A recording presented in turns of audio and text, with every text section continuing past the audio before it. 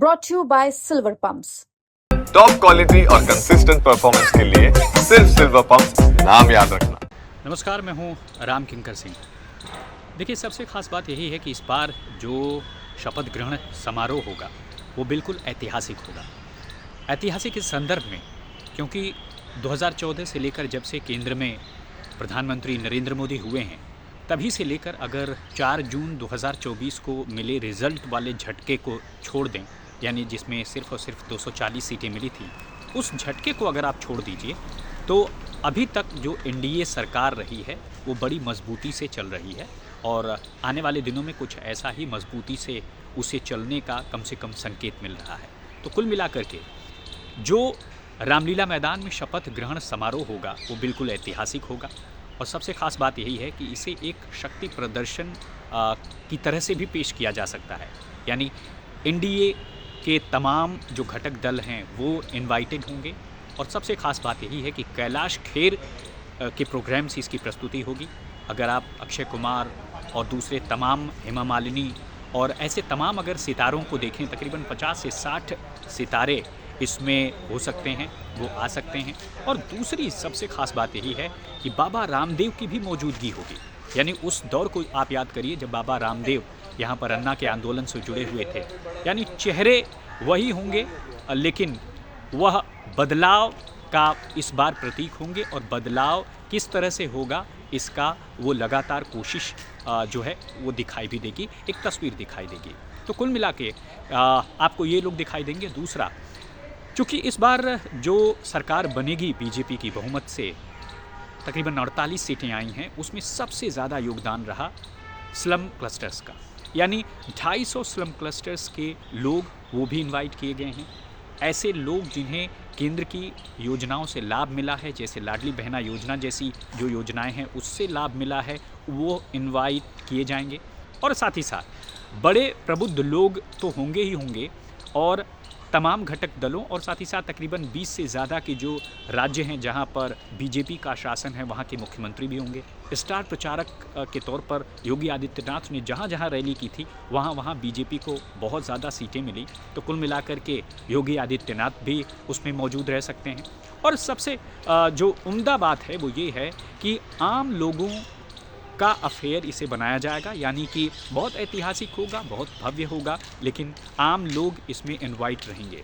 यही वजह है कि मज़दूर वर्ग भी होगा और साथ ही साथ तमाम वो लोग जो कि एक आम रिप्रेजेंटेशन रखते हैं सोसाइटी का, वह यहाँ पर मौजूद रहेंगे।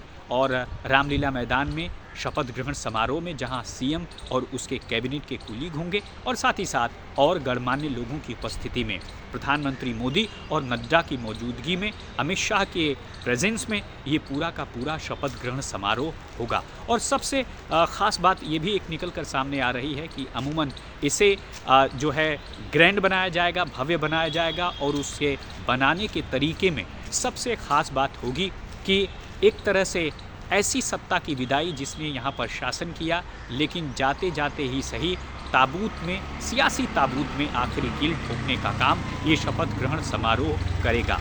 उपराज्यपाल होंगे। तो साफ तौर पर 20 को जब ये शपथ ग्रहण हो रहा होगा उससे पहले 19 तारीख से शाम से ही अगर आप रामलीला मैदान की तरफ जाएंगे तो गलती मत कीजिएगा, ट्रैफिक डाइवर्जन होगा। क्योंकि बड़ी बड़ी हस्तियां, गणमान्य लोग आ रहे हैं, तो ऐसे में ट्रैफिक डाइवर्जन की वजह से उधर जाना मुनासिब नहीं होगा। तो ऐसे में आप उधर जाने से बचिए। 20 तारीख के शाम को जब ये शपथ ग्रहण समारोह हो रहा होगा तब ये पता चल जाएगा कि आखिरकार सीएम के तौर पर कौन शपथ ले रहा है। लेकिन उससे पहले 19 तारीख को जब विधायक दल की बैठक होगी उसमें विधायक दल के नेता का नाम तय होगा और तमाम जो विधायक दल होगा वह आगे की तरफ बढ़ेगा। उपराज्यपाल से मिलाकर उसी दिन एक दावा पेश करेगा और दावा पेश करने के बाद सरकार बनाने का दावा जब पेश करेगा उसके बाद शपथ ग्रहण की जो तमाम प्रक्रिया है वह आने वाले वक्त में 20 तारीख को शाम 4:30 बजे के करीब शुरू की जाएगी।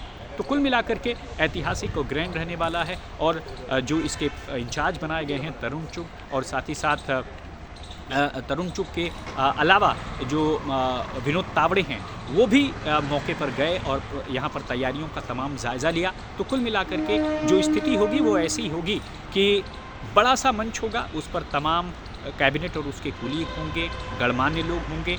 उससे एक छोटा सा होगा मंच जहां पर 100-200 के करीब कुछ और लोग बैठे होंगे, लेकिन 25 से 30 हज़ार लोगों के आने की संभावना बीजेपी ने जतलाई है। और यही वजह है कि काफ़ी ग्रैंड होने वाला है, शानदार होने वाला है ये शपथ ग्रहण समारोह। अब ज़रा देखिए, सवाल यही उठता है कि अभी तक अरविंद केजरीवाल को न्योता दिया गया है, नहीं दिया गया है। तो जब मैं ये एपिसोड रिकॉर्ड कर रहा हूँ, कम से कम तब तक तो न्योता नहीं मिला है। आगे न्योता मिल जाए तो कह नहीं सकते, लेकिन इतना कंफर्म ज़रूर है कि नई दिल्ली सीट पर अरविंद केजरीवाल के अपोजिट में कांग्रेस से संदीप दीक्षित लड़े थे, प्रवेश वर्मा लड़े थे। प्रवेश वर्मा ने 4000 से ज़्यादा वोटों से जो है अरविंद केजरीवाल को हरा दिया और विधानसभा चुनाव के दौरान लिख कर भी दिया था कि वो 20,000 से ज़्यादा वोटों से जीतेंगे। हालांकि हरा तो दिया ही है और ऐसा भी हराया कि नेता प्रतिपक्ष का पद भी अरविंद केजरीवाल को नहीं मिल सकता। तो कुल मिलाकर के सियासी तौर पर बहुत सारी चुनौतियां अरविंद केजरीवाल के सामने हैं, लेकिन क्या आतिशी आमंत्रित किए जाने के बाद शपथ ग्रहण समारोह में पहुंचेंगी? क्या जो है संदीप दीक्षित शपथ ग्रहण समारोह में जाएंगे? अरविंद केजरीवाल को न्योता मिला है, अगर बाद में मिल जाए तो क्या वो जाने का फैसला लेंगे? ये बहुत सारे सवाल हैं जो ये बताते हैं कि बहुत दिलचस्प होने वाला है। और एक बात और है, ऐसा पहली बार होगा दिल्ली की राजनीति में जब प्रधानमंत्री मोदी जब से प्रधानमंत्री हैं, यानी 2014 से, तब से लेकर आज तक पहली बार राजधानी दिल्ली में खुद उनका मुख्यमंत्री होगा, बीजेपी का मुख्यमंत्री होगा। तो अपने आप में इस स्थिति को, इस नैरेटिव को आगे बिहार और पंजाब तक ले जाना है। और यही वजह है, मैंने आपसे कहा कि ये नैरेटिव जब आगे की तरफ फैलेगा तब और ज़्यादा राज्यों में जीत होगी। बिहार अगला निशाना है, उसके बाद पंजाब अगला निशाना है। तो कुल मिलाकर के सबकी आंखें टिकी हुई हैं कि आखिरकार कौन होगा सीएम का चेहरा। लेकिन मैं आपको फॉर्मूला बता दूं, फॉर्मूला ये होगा, महिलाओं में से हो सकता है, पंजाब चुनाव को लेकर के पंजाब और सिख समुदाय से हो सकता है, बिहार में चुनाव को लेकर के बिहार से ताल्लुक़ रखने वाला बिहारी मूल का कोई शख्स हो सकता है। तो और कुल मिलाकर के एक सरप्राइज़ एंट्री भी हो सकती है जिसका नाम दूर दूर तक कोई नहीं जानता, लेकिन संघ उसे फैसले के तौर पर आगे बढ़ाता है तो बीजेपी उसे मानने के लिए बाध्य होगी। तो कुल मिलाकर के ये वो फार्मूला और चेहरा है जो अपने तरीके से दिखाता है कि शपथ ग्रहण समारोह किस तरह से काफ़ी ज़्यादा ग्रैंड रहने वाला है। तो इस एपिसोड में फ़िलहाल इतना ही। धन्यवाद।